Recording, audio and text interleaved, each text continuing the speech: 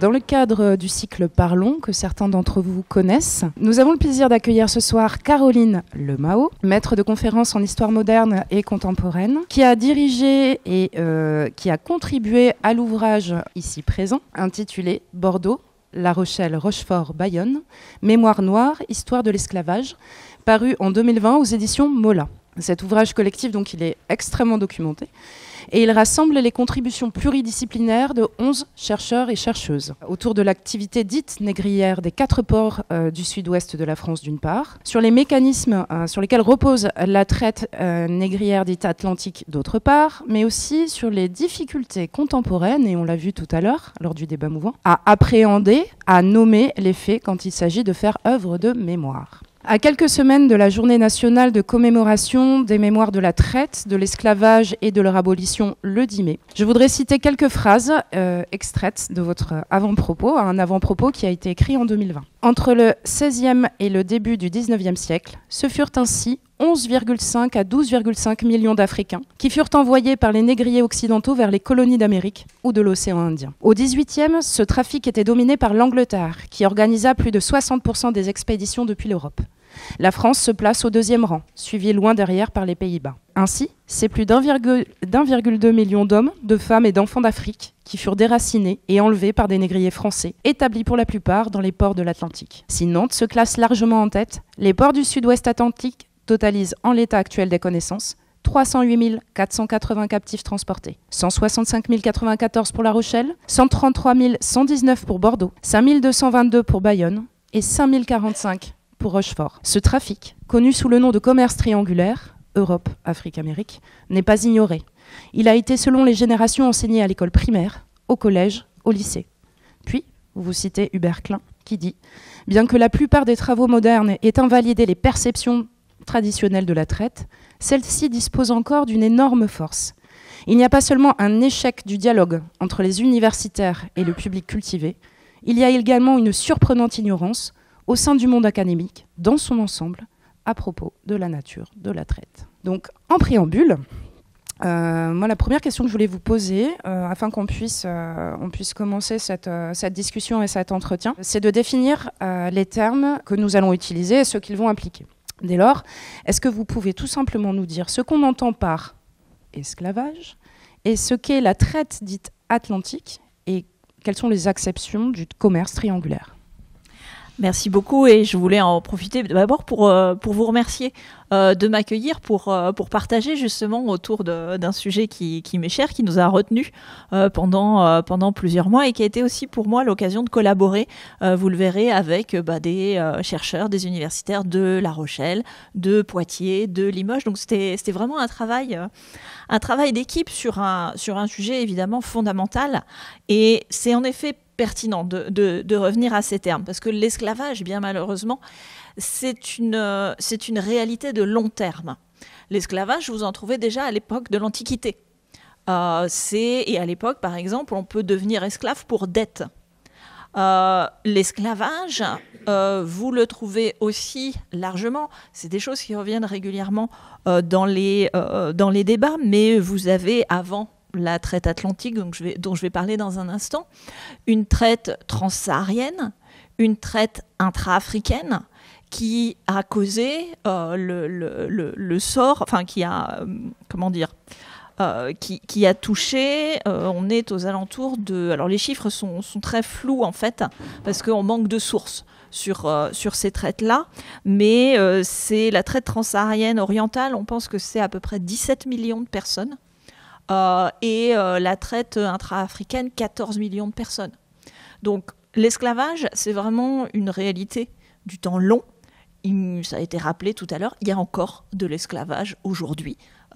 Et il y a certains reportages extrêmement chocs sur des marchés d'esclaves qui existent encore dans certains endroits du monde. Alors qu'est-ce que c'est que l'esclave ? C'est pour faire simple, c'est un homme ou une femme ou un être humain possédé par un autre être humain. Et à partir de là, cet être humain réduit en esclavage peut être transmis, vendu, cédé, utilisé. Comment on devient esclave ? Par de différentes manières. On peut naître esclave si votre mère en particulier était esclave. On peut être réduit en esclavage suite à des conflits militaires. C'est notamment ce qui se passe souvent en Afrique, c'est-à-dire qu'à l'issue d'un combat, les prisonniers deviennent des captifs et sont vendus en esclavage ou sont pris comme esclaves par la tribu qui a triomphé. Et puis, vous pouvez donc être réduit en esclavage pour dette, etc., etc. Et c'est aussi tout le paradoxe du statut d'esclave. Olivier Pétré-Grenouillot disait à propos de l'esclave que c'est un homme frontière. Alors, qu'est-ce qu'il veut dire par là ? Un homme frontière, c'est que c'est quelqu'un qui est à la limite, qui est aux marges. C'est-à-dire que vous devenez esclave, mais vous pouvez aussi sortir du statut d'esclave. Et finalement, dans votre statut, c'est quelque chose de très paradoxal, parce qu'un jour, vous êtes une propriété, vous êtes un objet, vous êtes un meuble qu'on peut céder, comme on va céder une commode, du bétail. Et le lendemain, par le procédé de l'affranchissement, vous retrouvez vos qualités d'être humain et votre indépendance. Et moi, c'est des choses, par exemple, qui m'ont violemment choquée. Je le savais pourtant, mais quand vous le voyez dans les documents, c'est extrêmement frappant. Des affranchis qui ont été esclaves se retrouvent propriétaires d'esclaves. Et dans les procédures d'affranchissement, c'est quelque chose dont on ne parle pas beaucoup, mais lorsque dans les colonies, on affranchit un esclave, on doit lui donner les moyens de vivre. Tout simplement parce que c'était fait pour lutter contre une mauvaise pratique. C'est-à-dire que vous imaginez un propriétaire, il a un esclave qui a réussi à survivre, cette personne prend de l'âge, elle est plus productive. Et là, dans un grand élan de bonté, il va l'affranchir. Parce que de toute façon, la personne ne rapporte plus rien, mais par contre, il faut continuer à l'entretenir. Si vous êtes du côté des administrateurs dans les colonies, vous vous retrouvez avec des gens qui ont été affranchis, mais qui ne peuvent plus travailler, qui ne peuvent plus survivre. Donc en fait, vous avez eu un changement de la législation qui était de dire, si vous affranchissez votre esclave, vous devez lui donner les moyens de vivre. Et ces moyens de vivre, ça consistait, un certain nombre de fois, à leur donner un esclave. Donc vous vous retrouvez avec des réalités qui, humainement, sont très compliquées en fait, à appréhender, parce que vous n'arrivez plus à ranger les choses dans les cases, ce qui est bien, ce qui est mal. On est là sur des zones, voilà. Donc c'est pour ça vous avez cette notion d'homme frontière. Alors, dans cette notion de l'esclavage, je vous ai dit, il y a plusieurs phases. Et nous, on parle en particulier de ce qu'on appelle la traite atlantique.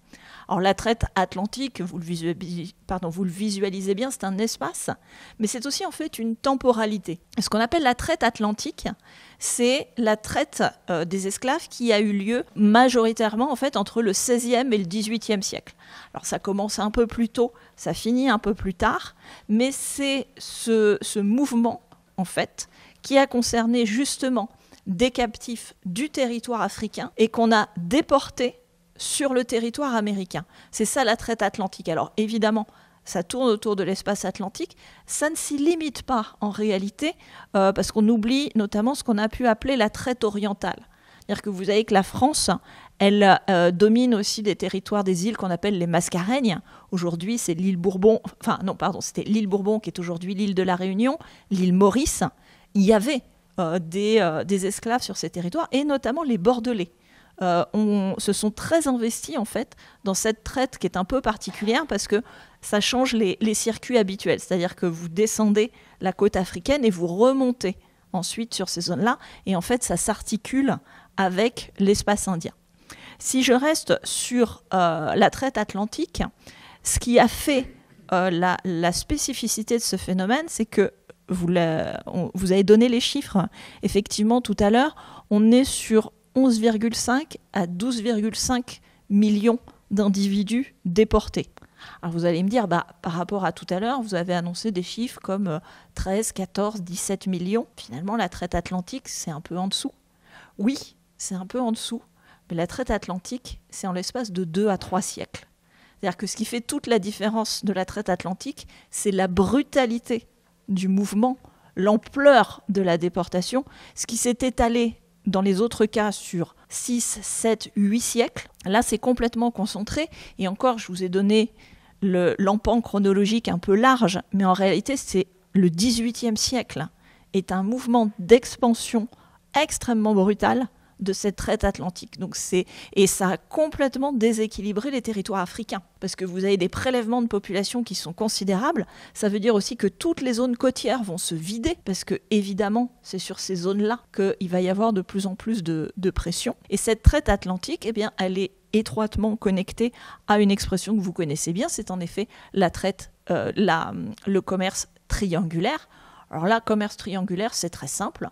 Vous partez des côtes françaises ou anglaises, vous descendez sur les territoires africains pour aller chercher les captifs, vous les emmenez sur les territoires antillais. Alors au départ, on les emmenait surtout au niveau du Brésil pour les périodes les plus anciennes, mais après, avec la canne à sucre, etc., territoire antillais ou territoire américain, vous vendez les captifs avec l'argent que vous avez tiré de la vente. Vous revenez pas en fait avec l'argent. Vous rachetez tout de suite des marchandises coloniales produites par les dits captifs, et ces marchandises coloniales, vous les ramenez en métropole. Ça fait un triangle. Bordeaux, l'Afrique, les Antilles et retour. Et on appelle ça donc commerce triangulaire, qu'on peut distinguer aussi par une autre expression que vous avez peut-être entendue, c'est le commerce en droiture. Le commerce en droiture, c'était notamment une spécialité bordelaise, c'est-à-dire que longtemps, les Bordelais ont fait relativement peu de traite. Ils ont fait ce commerce en droiture, c'est-à-dire qu'ils partaient de Bordeaux, ils allaient directement aux Antilles, ils emmenaient les marchandises de tout l'arrière-pays bordelais qui étaient nécessaires sur les plantations, ils vendaient ces marchandises et ils reprenaient du sucre, de l'indigo, du café, du chocolat, et hop, retour, directement à Bordeaux. Pourquoi ils ont fait ça ? Parce que c'est plus rentable, parce que c'est plus simple. Merci. Autre question, de quoi donc les villes portuaires que vous citez, donc, sur lesquelles vous avez travaillé avec vos collègues, ont-elles été les témoins dans le cadre de ce commerce ? Que s'y passait-il très concrètement dans ces villes portuaires ? Alors, paradoxalement, vu de Bordeaux, l'esclavage, c'est quasiment invisible. Parce que, alors, il faut se départir d'une légende urbaine que j'ai déjà entendue, qui était qu'il y aurait du côté des quais des Chartrons des endroits, des entrepôts où on aurait mis des esclaves, etc. Mais si vous reprenez ce que je viens de vous dire, il n'y a aucune raison de ramener des esclaves sur Bordeaux. Pourquoi voulez-vous qu'ils reviennent sur Bordeaux pour repartir aux Antilles ? Deuxième élément, en théorie, je dis bien en théorie, je m'expliquerai après, vous n'avez pas d'esclavage sur le territoire métropolitain. Sinon, les propriétés de campagne et les vignobles bordelais, ils pourraient être exploités par des esclaves. En théorie, le sol français rend libre. Je reviendrai sur le « en théorie ». Mais en tout cas, la règle générale est que vous n'avez pas d'esclavage dans la métropole, vous n'en avez que dans les colonies. Alors, qu'est-ce qu'on voit finalement de l'esclavage à Bordeaux ? En fait, c'est une réalité très impalpable. Ce qu'on en voit, c'est la préparation des expéditions. Alors ça, oui, et ça, effectivement, ça anime les quais de Bordeaux. Il faut savoir que pour préparer une expédition négrière, on aura peut-être l'occasion d'y revenir, mais d'abord, il faut toute la nourriture pour l'équipage. Parce que c'est des expéditions, vous voyez, qui sont longues. Donc, on va acheter du vin. C'est pas parce que ce sont des alcooliques. C'est tout simplement qu'à l'époque, si vous voulez faire des longs voyages, vous évitez d'embarquer de l'eau. Parce qu'au bout de quelques semaines, l'eau, elle est plus consommable. Donc on prend du vin, on prend ce qu'on appelle des biscuits. Là aussi, rien à voir avec nos très bons biscuits à nous. Biscuits, c'est en fait une sorte de pain très cuit, très sec, qui forme une petite galette. C'est l'alimentation de base du marin. Et puis, il faut du bœuf salé, il faut de la morue, il faut du fromage. On a même parfois un petit peu de riz. Et on achète aussi, dès le départ, la nourriture des futurs captifs. Donc on part déjà avec toute une cargaison qu'il a fallu acheter dans la région. Et je me fais écho d'une discussion qu'on a eue tout à l'heure sur effectivement la responsabilité, genre qui était responsable de la traite. Moi j'ai une acception très large, qui est négrier, mais toutes les personnes qui en ont profité à un moment ou à un autre. Et finalement ça va jusqu'au paysan qui a vendu les marchandises pour mettre à bord du navire. Donc il y a tout ce qui est demandé pour l'alimentation à bord, soit pour l'équipage, soit pour les futurs captifs. Et puis il y a ce qui va servir à acheter les captifs. Alors là aussi, il faut revenir sur un terme qui a souvent été mal compris, qui est le terme de pacotille, avec une phrase erronée qui dit « on achetait les esclaves avec des pacotilles ». Non, c'est pas vrai. Les esclaves, on les achetait très cher. Et on les achetait de plus en plus cher. Avec, en fait, alors, c'était pas de l'argent, en quelque sorte, ou en tout cas, c'est pas l'argent qui circulait en France, qui servait sur les côtes africaines à acheter. En fait, on achetait les captifs avec des marchandises, et avec un assortiment de marchandises. Alors, il y avait des lingots de métaux, pas forcément, il peut y avoir des métaux précieux, mais tout simplement des lingots de fer.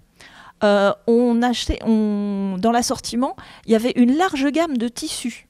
Alors, ça pouvait être des tissus français, mais il y a aussi beaucoup de tissus qui viennent d'Inde. Et là, vous êtes déjà dans une économie mondialisée, en fait.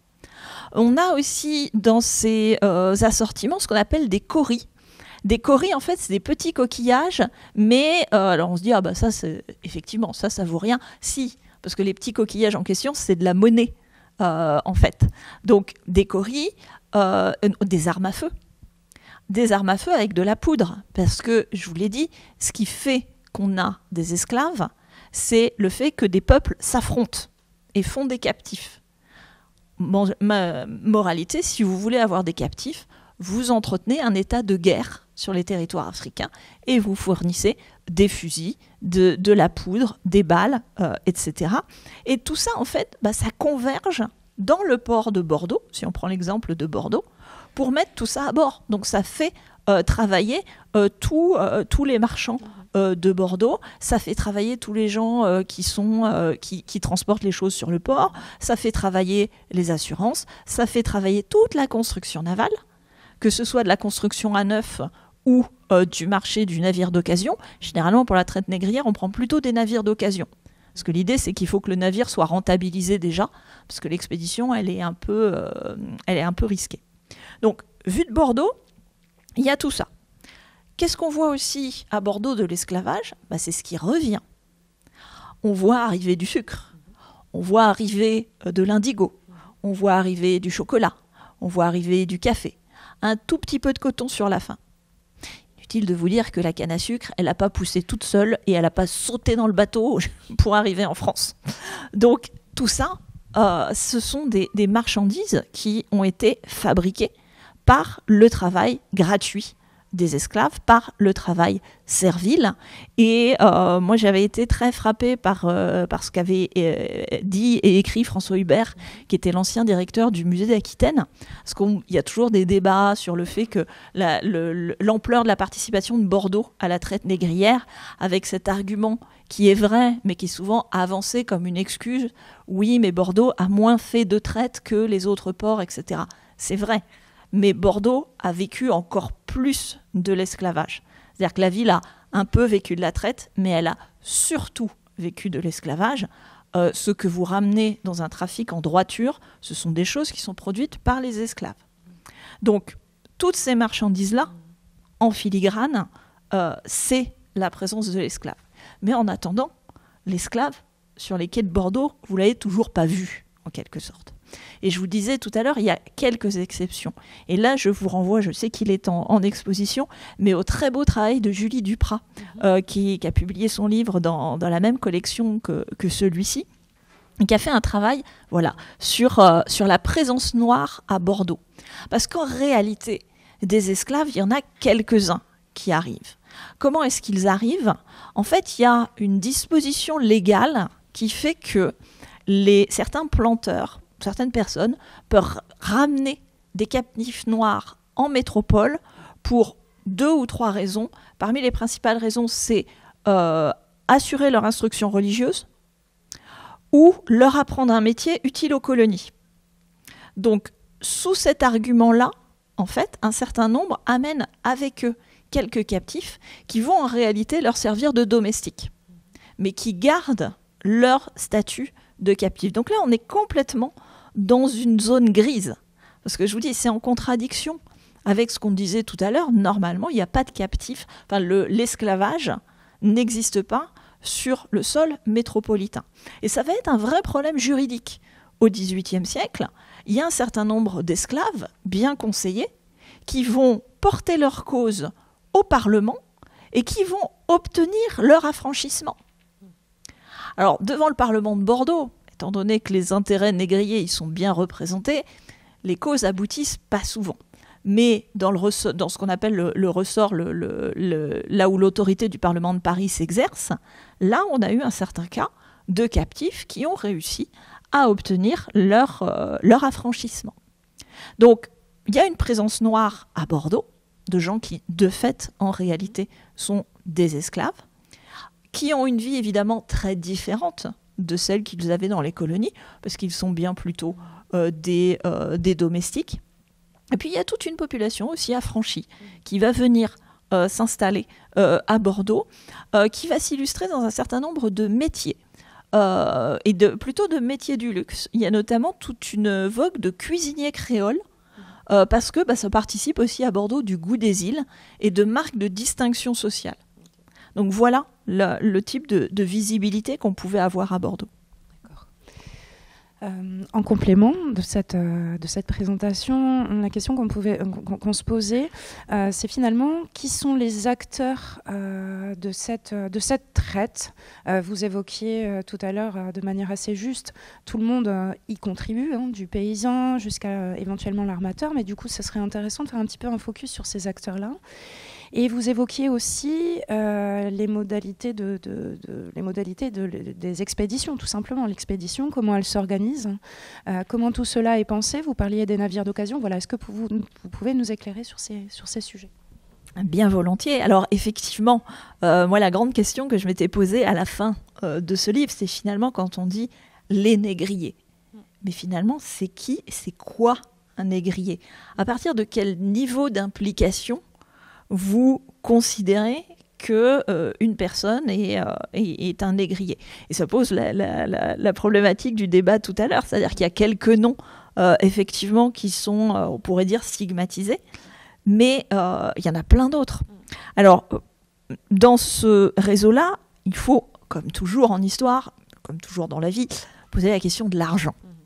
Ce genre d'expédition, vous vous en doutez bien, vu la taille des navires, le temps qu'on y passe pour faire tout le circuit, etc., ça nécessite une mise de fonds considérable et c'est de l'argent qui ne va pas produire des résultats tout de suite. Parce qu'il faut attendre que l'expédition revienne. Je passe sur les détails financiers, mais ça veut dire qu'il faut donc une grosse mise de fonds. Donc les premiers individus qui interviennent dans la traite, c'est les manieurs d'argent. Et là, effectivement, quand on commence à regarder qui met de l'argent dans ces expéditions, vous apercevez qu'en Europe, les grands négriers, ce sont les Suisses. Parce que vous avez plein de négriers à Paris, mais tout simplement parce que c'est des gens qui ont de l'argent et qui placent de l'argent dans la traite comme on placerait de l'argent dans autre chose. Une expédition négrière, c'est comme une société par action. Vous avez des petites annonces, on en a reproduit dans le livre, qui est... alors, celui qui monte l'affaire, c'est l'armateur. Celui qui va tout organiser. Il passe une annonce et il dit, voilà, monsieur machin, armateur, monte une expédition avec le capitaine Intel. Alors, pourquoi il précise parfois le nom du capitaine ? Parce que quand vous vous lancez dans une expédition comme ça, il faut des gens qui soient compétents. Et donc, il y a des capitaines qui se font une réputation. Vous savez que si vous confiez vos affaires à telle personne, ça devrait bien se passer, ça devrait réussir. Et donc, il explique son affaire. Voilà, le navire fait telle taille, il a été construit à tel endroit. En gros, on dit navire de bonne qualité, capitaine compétent. Allez, mon bon monsieur, prêtez-moi donc votre argent. Vous verrez, vous ne le regretterez pas. Et on émet des bons, par exemple, des parts de 1000 livres. Et donc, vous placez votre argent, vous prenez 1000 livres dans l'expédition, et à la fin de l'expédition, on vous dit, ben voilà, on a mis tant au départ, on a eu tant de frais, on a gagné tant, le pourcentage, il est de tant, vous serez rémunéré à telle hauteur. Donc là, impliqués dans le commerce négrier, il y a énormément de gens, tous ceux qui placent un petit peu d'argent. Le personnage principal, on vient de l'évoquer, c'est effectivement l'armateur. Et généralement, quand on dit négrier, quand on parle des noms de rue, etc., ce sont les armateurs qu'on vise. Les Nérac, les Lafont de la Debat, etc. Ça sont les personnages principaux. Mais un armateur, souvent, il ne quitte pas les quais de Bordeaux. C'est pas lui qui fait l'expédition. Il organise tout, mais celui qui va être aux commandes, c'est le capitaine. Et avec le capitaine, il y a aussi tout un équipage. Sur les navires négriers, souvent, il y a un équipage un peu plus important que ce que vous avez sur un navire normal, tout simplement parce que si vous avez une révolte à bord, il va falloir des gens pour s'occuper de ça, puis il faut des gens pour s'occuper des captifs une fois qu'ils sont embarqués. Donc ces équipages, ça a été calculé, on l'évoque dans le livre, ils sont un peu mieux payés et ils ont des carrières un peu plus rapides que des gens qui servent dans la marine de commerce habituelle. Mais bon, c'est pas des gens qui vont devenir riches, c'est une vie très difficile. Il y a des taux de mortalité sur ces navires-là qui sont les mêmes pour l'équipage et pour les captifs. Donc je ne compare pas les deux sorts, hein, on est bien d'accord. Là, je donne juste le fait que, voilà, du côté des marins, c'est aussi une vie assez rude. Ils partent donc des côtes françaises, ils descendent sur les côtes africaines. Alors il y a deux systèmes, je passe rapidement. Vous pouvez faire la petite route, celle qui vous amène directement vers l'Afrique, ou alors il y a la grande route qui consiste, c'est selon le moment de l'année auquel vous partez, la grande route, ça consiste à piquer vers le Brésil et à récupérer le vent des alizés qui va vous ramener sur les côtes africaines. Alors, quand on regarde les deux, on fait mais quel est l'intérêt de prendre la grande route qui met beaucoup plus de temps, etc. En fait, parce que c'est des départs en décalé. Et commercialement, si vous n'êtes pas sur les marchés en même temps que les autres, vous allez soit trouver plus facilement la marchandise, soit la vendre à un meilleur prix. Donc en fait, il y a des considérations commerciales qui expliquent qu'on puisse aussi préférer cette grande ligne. Quand on arrive sur les côtes africaines, là on rencontre d'autres acteurs. Ce sont les courtiers et les chefs africains. Donc là aussi, il ne faut pas s'imaginer des marins français qui débarquent et qui vont chasser des esclaves pour les ramener à bord. Non. Ils descendent, ils ne s'installent pas. Il faut se souvenir aussi qu'à cette époque-là, en tout cas, il n'y a pas eu de phénomène de colonisation des territoires africains. Les Européens, ils restent dans les comptoirs, ils restent sur la côte. Les territoires qui ont été colonisés sont les territoires américains. Mais sur les territoires africains, on ne s'avance pas. Donc, on va sur la côte, on rencontre les chefs africains. Alors, c'est très bien décrit, hein, il y a tout un rituel, etc., d'entrée en contact, de cadeaux. Mais les cadeaux, c'est tout simplement déjà une première contribution qu'on paye. Et puis ensuite, on négocie. On va voir les captifs qui ont été rassemblés. Ce sont des prisonniers de guerre qui viennent parfois de très loin à l'intérieur du territoire. Parce qu'au début, oui, les zones côtières étaient les premières ratissées, mais ensuite, ça s'étend vraiment à l'intérieur du territoire. Ils sont ramenés sur la côte, ils sont parqués à différents endroits, et les Européens viennent et donc font leur marché, il n'y a pas d'autre terme. On achète. Vous avez des recommandations, par exemple, de l'armateur qui dit il faut prélever plutôt dans telle et telle région, il me faut plutôt tel ratio homme, femme, enfant, etc., etc. Là, les négociations s'engagent et vous avez quelques courriers qui montrent que les interlocuteurs africains savent très très bien ce qu'ils veulent. Alors, il y a des lettres assez drôles où le capitaine écrit à son armateur, il dit « Ouais, je suis arrivé avec mes fusils de Saint-Étienne, il n'y a pas moyen, ils n'en veulent pas, ils m'ont dit qu'ils voient bien que c'est du fusil français et que le fusil français, ça ne vaut pas le fusil anglais et que donc, eux, ils ne veulent que du fusil anglais de première qualité. » Donc vous avez toute une négociation sur le prix, etc., etc. On n'achète pas les captifs en une seule fois à un seul endroit. En fait, ils passent plusieurs semaines à faire tout le long de la côte pour acheter ici 5 hommes, 3 femmes, un peu plus loin, un groupe de 4 ou 5, etc., etc. Et ça nous donne sur le plan documentaire des grands tableaux où on vous dit arrêtez à tel endroit, telle date, j'ai acheté ça pour telle somme, etc., etc., etc. Ils rassemblent un certain volume de captifs. Alors ça peut être très variable selon la taille du navire, selon l'ampleur de l'expédition, selon ce qu'on trouve aussi. Parce qu'il faut aussi se dire que quand les Français arrivent sur les côtes, ils ne sont pas tout seuls. Il y a des Anglais. Alors, il n'y a pas d'Espagnols, mais il y a des Anglais, il y a des Danois, il y a des Hollandais. Il y a une vraie concurrence et la concurrence fait monter le prix. Donc, ils arrivent à les réunir. Généralement, ils font une étape, ce qu'on appelle un rafraîchissement.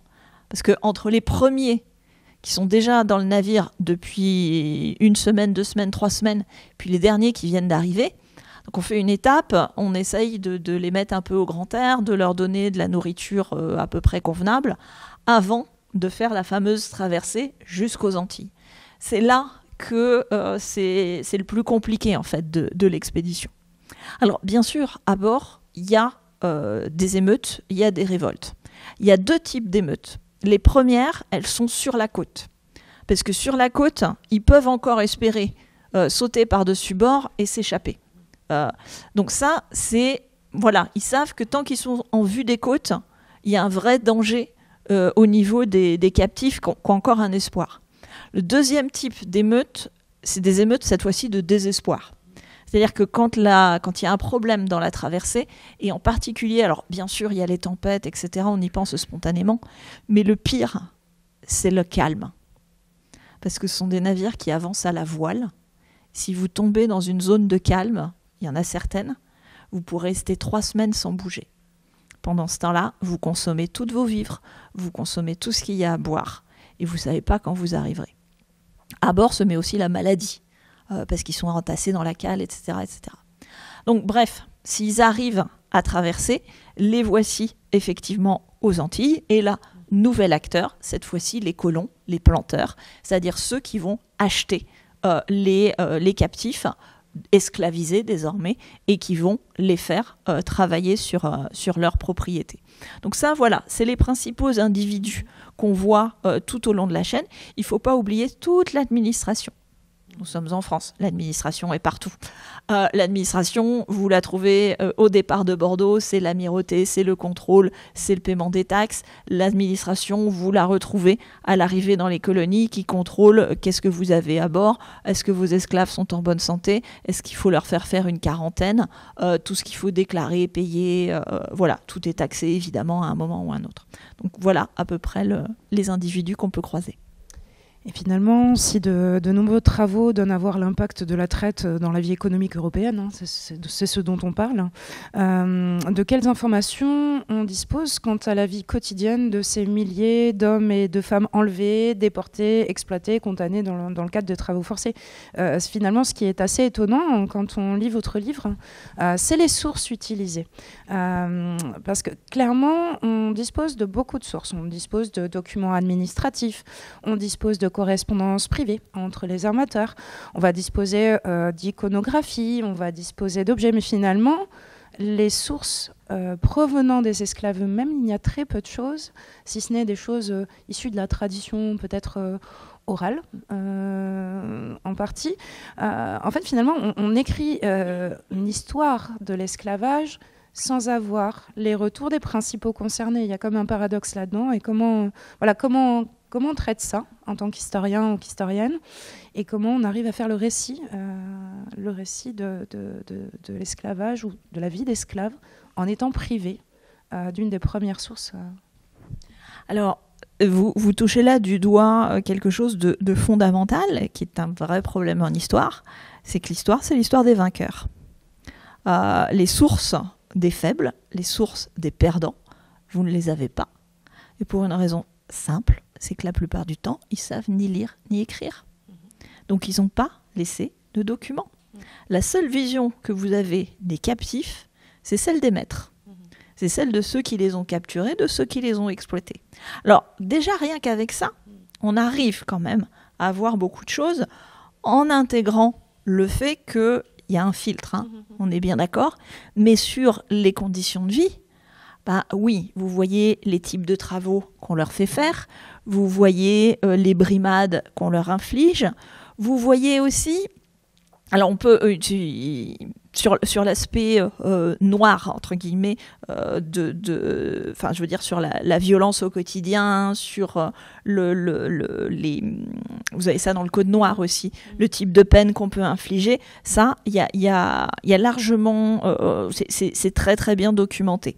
Ce que vous voyez aussi dans la correspondance, c'est quelque chose, alors il ne faut pas se tromper sur l'interprétation, parce que ça a l'air presque humaniste. C'est-à-dire que vous avez aussi des témoignages de maîtres qui prennent soin de leurs esclaves, voilà. Mais la raison aussi pour laquelle on prend soin, c'est qu'un esclave, ça coûte cher. Voilà.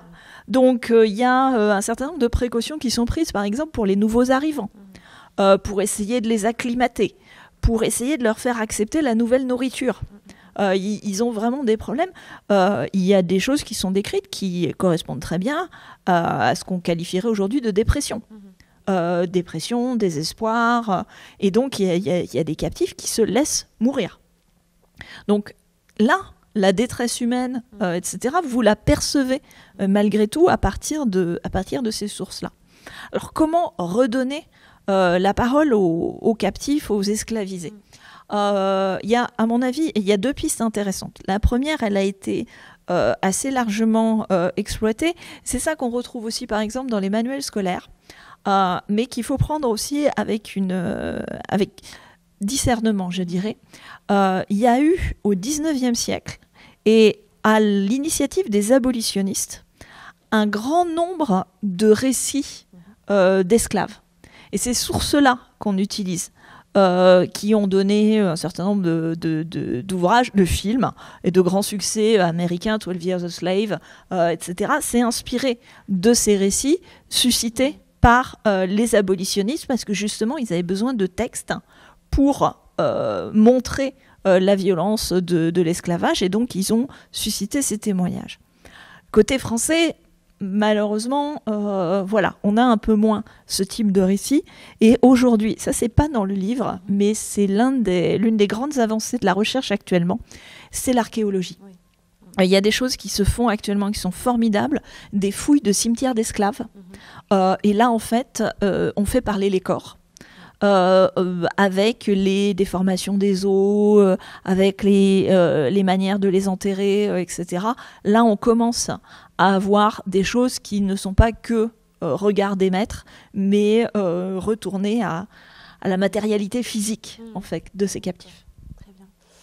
Et du coup, donc, en complément de cette problématique-là autour des sources et autour de la parole, du nommage finalement, je voulais que vous nous parliez également des grandes étapes liées au mouvement abolitionniste, parce qu'il y a eu plusieurs mouvements, et dans le même temps d'évoquer les questionnements qui agitaient l'opinion dans ces étapes-là, tout simplement. Vous nous donniez à voir un peu quel était le contexte de ces étapes liées au mouvement abolitionniste.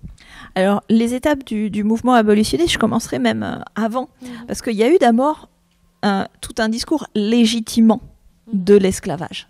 Parce qu'évidemment, sur un certain nombre de valeurs, on est quand même très loin de choses qui peuvent être prônées par le christianisme, etc. Donc il y a eu tout ce courant pour légitimer l'esclavage, expliquer que c'était normal, ce type de pratique, etc., etc. Puis assez rapidement, il y a eu un certain nombre évidemment de voix dissonantes. Alors c'est un peu l'arbre qui cache la forêt, mais à Bordeaux, il y a Montesquieu, qui, là, alors bien sûr, on attribue tout aux grands hommes, mais honnêtement, quand vous regardez par rapport aux gens de sa génération, c'est quand même quelqu'un qui, sur ce sujet-là, était en avance. Qu'il soit bordelais ou français, mais voilà, ça a été l'une des premières voix qui a dénoncé l'esclavage de différentes manières. Soit de manière un peu satirique via les lettres persanes, et puis surtout dans l'esprit des lois, où là, on a une dénonciation beaucoup plus claire, beaucoup plus argumentée. Mais il ne faut pas voir le courant des Lumières comme unanime sur le sujet. Si vous regardez les articles de l'Encyclopédie, par exemple, qui est un peu la Bible, sur ça, il y a des gens qui dénoncent, il y en a qui soutiennent l'esclavage comme un système économique, en disant « mais vous vous rendez pas compte, si la France renonce à ça, elle va fléchir face à l'Angleterre. Parce que c'est l'idée, nous sommes dans une compétition économique, si nous on y renonce, eux n'y renonceront pas, et vous allez couler le pays. Donc, les Lumières partagées. Est-ce qu'il y a eu un mouvement religieux émanant du catholicisme, par exemple, contre l'esclavage? En réalité, le courant religieux n'a pas été très fort en France. Alors, il y a quelques noms auxquels on pense, comme l'abbé Grégoire, etc. En fait, l'abbé Grégoire, alors bien sûr, c'est un abbé, c'est surtout un abbé des Lumières, et pour ma part, je le rangerais plutôt, effectivement, dans les voies des Lumières. Et puis, il y a un courant auquel on ne pense pas, mais qui en réalité a été l'un des plus efficaces. C'est ce qu'on a pu appeler le courant utilitariste. En fait, c'est le courant des économistes. Ça a commencé en Angleterre. Ce courant des économistes, c'est notamment Adam Smith, qui dit mais en réalité, il faut renoncer à l'esclavage, parce que l'esclavage, économiquement, ça marche pas. Pourquoi? Alors, on fait, mais c'est du travail gratuit. Il dit non, c'est pas du travail gratuit. Un esclave, vous l'achetez.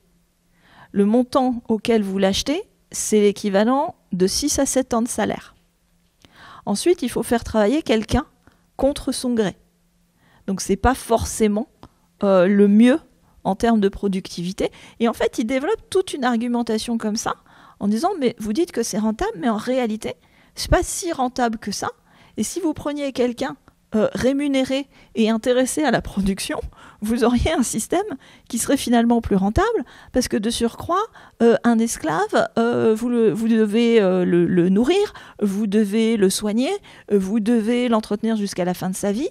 Et donc, en fait, c'est cet argument-là qui a fait son chemin, notamment du côté américain, mais aussi progressivement côté français.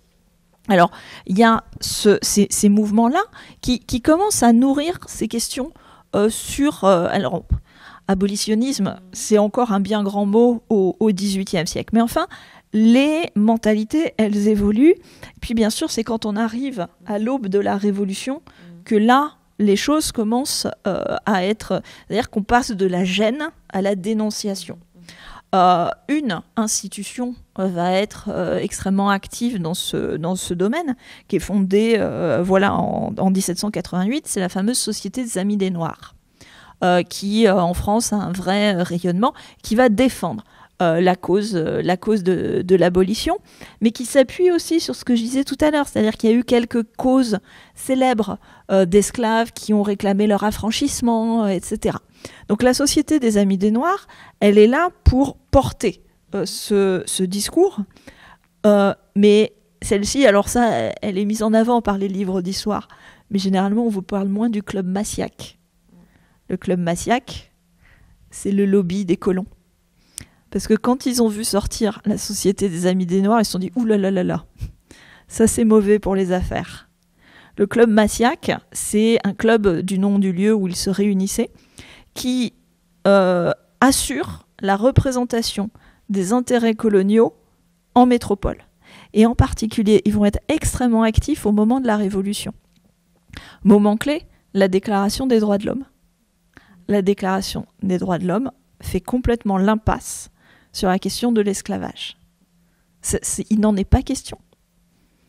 Donc vous avez complètement un angle mort, et sur la question de l'abolition, la Révolution a été d'abord très timide, voire franchement lâche, parce que en fait, au bout d'un moment, après avoir tergiversé, etc., ils ont dit bon, c'est quand même un problème très particulier, donc on confie ça aux assemblées coloniales. Donc, en d'autres termes, on renvoie aux territoires coloniaux le fait de trancher sur ces questions-là. Vous avez bien compris que ceux qui siègent aux assemblées coloniales, c'est tous les colons. Donc, eux, oui, ils l'ont vite tranché la question de pour ou contre l'esclavage. Donc, c'est parti, ça a été renvoyé, sauf que cette nouvelle-là, c'est pas bien passé, évidemment. Et en fait, ce qui fait qu'on a eu l'abolition, c'est pas du tout quelque chose d'octroyé par la Révolution. C'est que vous avez eu des révoltes serviles dans les territoires coloniaux, en particulier à Saint-Domingue, qui va devenir bientôt Haïti. 1791, très grosse révolte d'esclaves à Saint-Domingue, mais vous avez des révoltes à la Guadeloupe, vous avez des choses qui menacent à la Martinique, et en fait, c'est notamment par ces révoltes-là qu'il va y avoir, notamment à Saint-Domingue, une proclamation de l'abolition, et la nouvelle arrive à Paris, et en fait, c'est faute de pouvoir contrôler le mouvement que Paris va octroyer finalement l'abolition de l'esclavage. On est en 1794. Donc on n'est pas sur quelque chose octroyé par la métropole, on est plutôt quelque chose de conquis dans les territoires coloniaux et qu'ils arrivent ensuite à imposer. Mais quand je dis les territoires coloniaux, c'est un peu, je dis pas mensonger, mais réducteur. C'est-à-dire que je vous les prends comme un tout, mais pas du tout. Parce que, évidemment, les résistances, elles ont eu lieu. Par exemple, on oublie que à la Martinique, les colons, plutôt que de voir arriver la Révolution française et l'abolition de l'esclavage, préfèrent faire appel aux Anglais.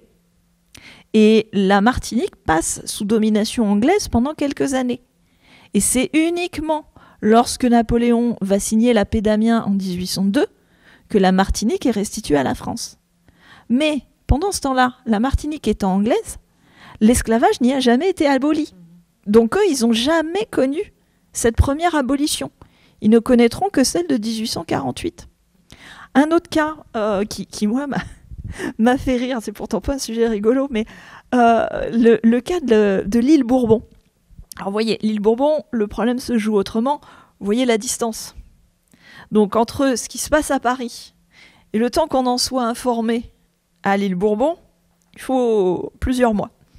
Et en fait, ils reçoivent la nouvelle, l'Assemblée coloniale reçoit la nouvelle de l'abolition, et en fait, ils vont rien dire. C'est-à-dire que les colons sont au courant qu'il y a eu l'abolition, ils verrouillent les ports, ils filtrent les entrées, ils expulsent un certain nombre de personnes qui sont au courant, et ils essayent en mode « Chut, ne dites rien, personne ne sait rien, et on ne bouge pas ». Bon, ça va quand même se savoir, mais il va falloir quand même qu'à plusieurs reprises, le directoire, etc., envoie des messagers sur place en disant « Bon, maintenant on arrête, l'esclavage est aboli, vous mettez fin à ça ».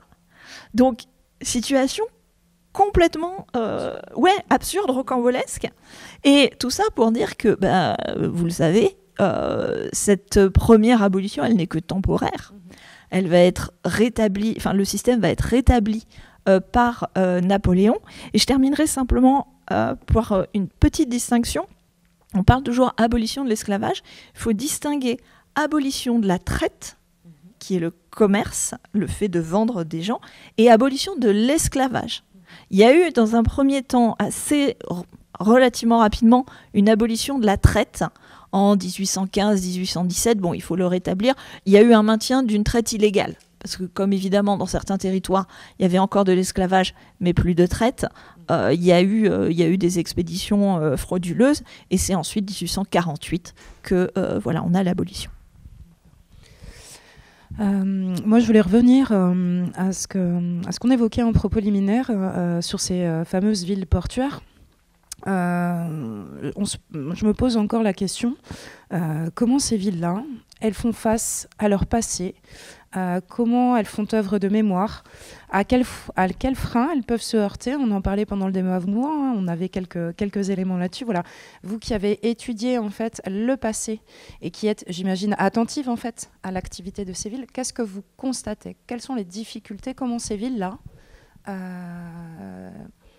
font écho à ce passé négrier?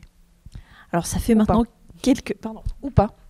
Oui. Alors ça fait justement maintenant quelques années que je suis historienne, et avant ça j'ai été étudiante en histoire, et c'était là je vais un peu faire un retour un peu personnel, c'est-à-dire que quand je suis arrivée ici étudiante, le discours principal était quand même genre oui, Bordeaux a fait de la traite, mais enfin moins que Nantes.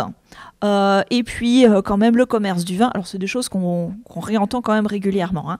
Hein. Mais voilà, le sentiment d'une réticence et en même temps un discours toujours asséné qui était de dire oui mais à Bordeaux les historiens veulent pas travailler sur ça, la ville veut pas faire face à son passé alors qu'à Nantes ils font beaucoup plus de travail, etc., etc.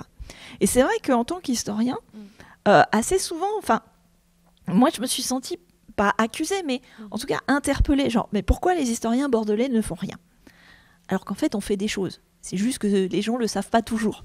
Donc, merci de m'accueillir ce soir. Mais toujours est-il que moi, au bout d'un moment, effectivement, ça m'a interpellée.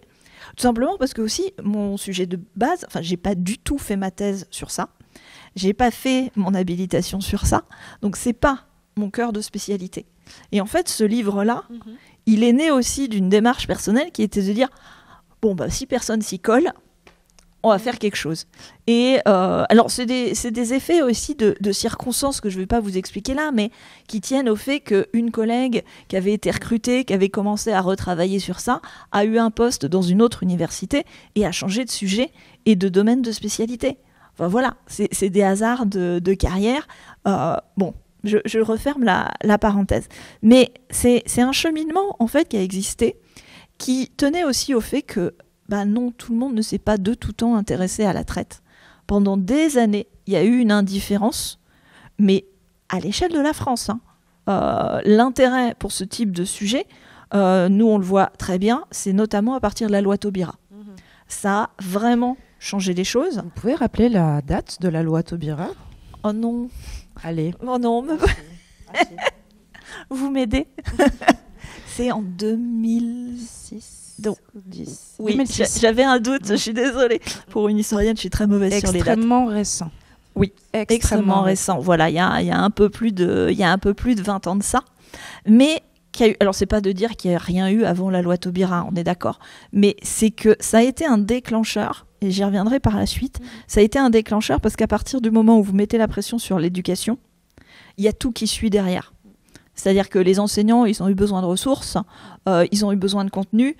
Et à partir du moment, c'est aussi le déclic pour les historiens, c'est-à-dire qu'à partir du moment où vous sentez que les gens s'y intéressent, ça rend les choses possibles pour nous aussi.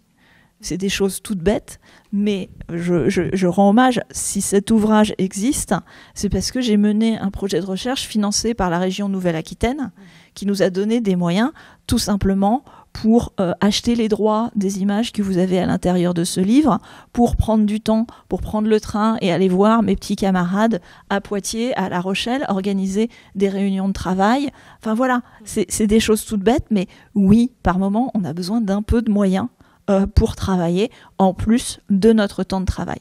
Donc voilà, à partir du moment où la société s'y intéresse, où les politiques s'y intéressent, on commence à avoir quelques financements et on commence à pouvoir faire des choses qui ont un petit peu plus d'ampleur.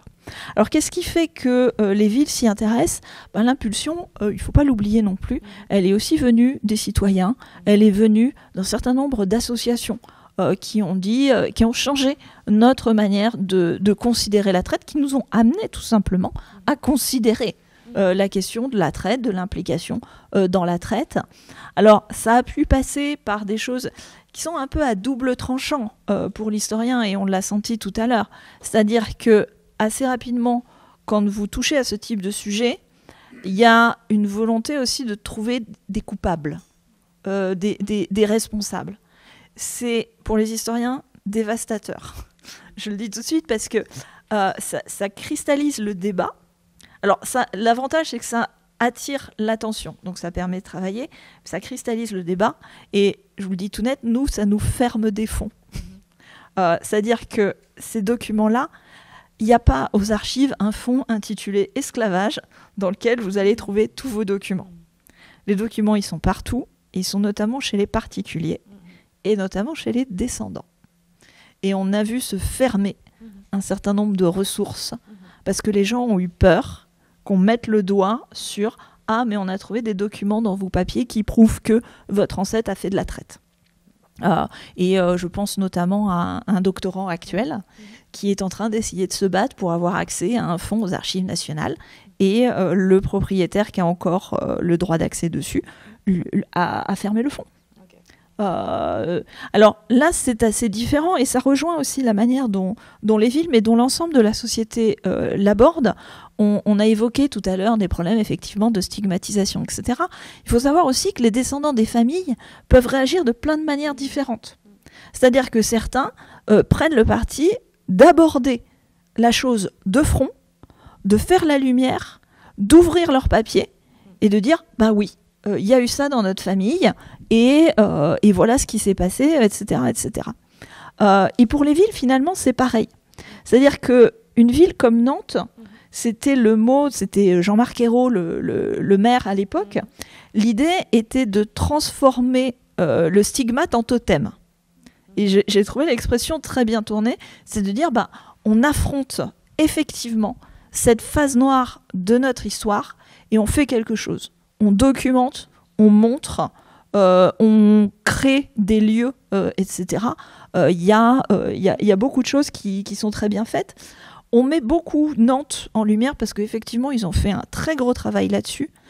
On oublie assez largement, je milite pour la réhabilitation, mais avant Nantes, il y a eu La Rochelle. On en parle beaucoup moins, mais La Rochelle a été pionnier, elle a fait des choses formidables. Et si vous avez l'occasion d'une sortie d'un week-end, j'avais, il n'y a pas plus tard que la semaine dernière, un collègue hongrois de passage à Bordeaux, et on l'a amené au musée du Nouveau Monde à La Rochelle, qui est à l'hôtel Fleuriot, qui est un ancien, qui est un négrier, c'est son hôtel particulier. Ils ont transformé l'hôtel particulier en musée, qui fait le point sur l'implication de la famille, sur La Rochelle et la traite. Enfin, c'est très bien fait, c'est très bien documenté. Et La Rochelle, il y a vraiment plein de choses qui se sont faites très tôt. Alors, au milieu de tout ça, effectivement, Café Bordeaux, ça reste encore le grand débat. Il y a des choses indéniablement qui sont faites. Aller faire un tour au musée d'Aquitaine. Honnêtement, le musée d'Aquitaine fait depuis des années un travail fabuleux pour la reconnaissance de ce passé négrier en lien avec un certain nombre d'associations, etc. Et on pense aussi aux statues présentes dans l'espace public, des deux côtés de la Garonne aussi, le buste de Toussaint Louverture. J'ai insisté simplement sur le musée d'Aquitaine, mais il y a des opérations qui sont faites. Alors, on parlait tout à l'heure du nom des rues, mais vous avez vu qu'il y a un travail effectivement pédagogique qui a été fait d'apposition d'un certain nombre de choses.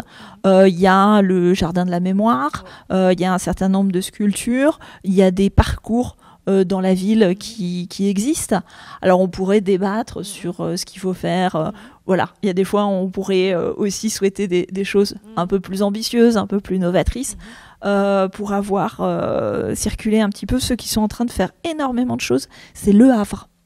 Parce qu'on oublie, mais Le Havre fait partie des grands ports négriers. Et là, ils sont en train de rattraper leur retard. Ils ont fait, il n'y a pas longtemps, une triple expo Rouen, Le Havre, Honfleur, avec les trois thèmes en fait liés, les trois villes. Et en plus, c'est un lien avec la traite et l'esclavage qui est un peu différent de chez nous. C'est-à-dire que notamment, le coton a été beaucoup plus important, simplement parce qu'il y a une filière textile en Normandie qui est beaucoup plus forte. Le coton et l'indigo. Et par exemple, les blouses normandes très traditionnelles, en fait, c'est du coton et de l'indigo. C'est complètement colonial. Alors qu'on en fait quelque chose typique de la Normandie. En 2020, donc à l'instar d'autres chercheurs, vous faisiez le constat que l'histoire de l'esclavage et de la traite était peu, voire mal connue. Hein, vous nous en parliez tout à l'heure, notamment de la part du monde académique. Et vous disiez aussi tout à l'heure que, suite à la loi Taubira et à la prise en main du sujet par le monde académique, on avait à la fois une appréhension du sujet qui était beaucoup plus poussée. Pour le coup, voilà, moi ma question c'était est-ce que ce sujet-là est toujours peu ou mal connu? Est-ce que vous en faites toujours le constat? Et si oui, comment y remédier? Alors pour moi, peu ou mal connu, pas assez connu, on pourra toujours juger que c'est pas assez connu, indéniablement. Mais les progrès ont été considérables. La clé, c'est l'éducation, indéniablement. Et sur ça, je dirais pas que le combat est gagné, mais indéniablement, d'abord c'est dans les programmes à différents moments, et c'est assez intéressant. C'est qu'on a un chapitre justement sur comment on enseigne la traite, et la collègue faisait remarquer que c'est assez amusant, la traite négrière, c'est toujours un sujet pour lequel on va se montrer innovant en termes de pédagogie.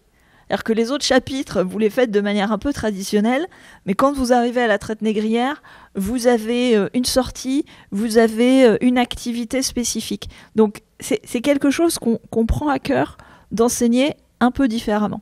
C'est là qu'on retrouve aussi la connexion avec le musée d'Aquitaine, qui fait beaucoup de visites pédagogiques, avec les fonds d'archives. C'est peu connu, mais aussi bien les archives départementales que les archives municipales ont des ateliers pédagogiques avec des vrais documents qu'on va montrer aux enfants, etc. Enfin, ils ont vraiment une action très poussée. Il y a les actions des bibliothèques autour de ces questions. Et pour nous, ce qu'on a senti, c'est il y a eu, je sais même pas s'il y a eu vraiment une impulsion en fait dans le milieu académique. C'est surtout que on travaillait déjà sur ça, mais ça sortait pas. C'est-à-dire qu'on a plein de sujets passionnants dans nos facs dont vous n'avez pas idée. Simplement parce qu'il y a un moment où faut que l'intérêt il vienne du public. Et à partir du moment où on nous dit bah tiens, vous travaillez sur ça, ça nous intéresserait. Voilà, la connexion, elle peut se faire comme ce soir, comme à plein d'autres occasions. Donc la nouveauté, c'est que ça sort de nos murs. Et que aussi, c'est aussi l'une des évolutions de la fac depuis un certain nombre d'années, c'est qu'on travaille à la manière de faire sortir ça de nos murs. C'est-à-dire que de faire des choses plus abordables, sous des formats différents, par exemple des expos itinérantes, des discussions. Donc oui, ça a changé. Et l'intérêt aussi, ça permet... comme il y a plus d'intérêt, on peut y accorder aussi dans les programmes universitaires un peu plus de place. On commence à avoir un petit peu de sous pour travailler aussi sur ces questions-là et voilà, ça permet des choses. Donc ça progresse. Très bien. Caroline Lemao, je vous remercie.